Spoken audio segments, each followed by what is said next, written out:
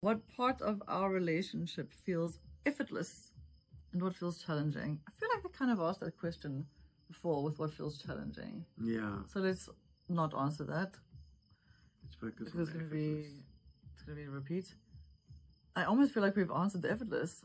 Well, briefly on effortless. Okay. What is effortless? Like it doesn't require any maybe thinking or doing. It happens without you even thinking about it. Like almost unconsciously. I think because we have so much in common, like when we do things, we very seldom have to confer with each other about this or that. Everything we do just seems effortless. A mutual feeling.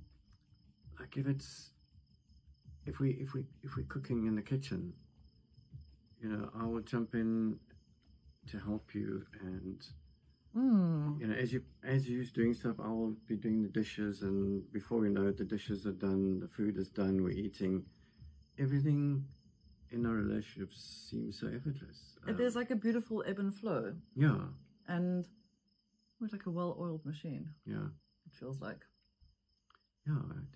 I mean, you know, people talk about having to work at relationships.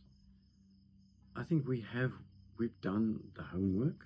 We've done a lot of work at the beginning. We've done a lot of work. We've done the groundwork through our openness and honesty.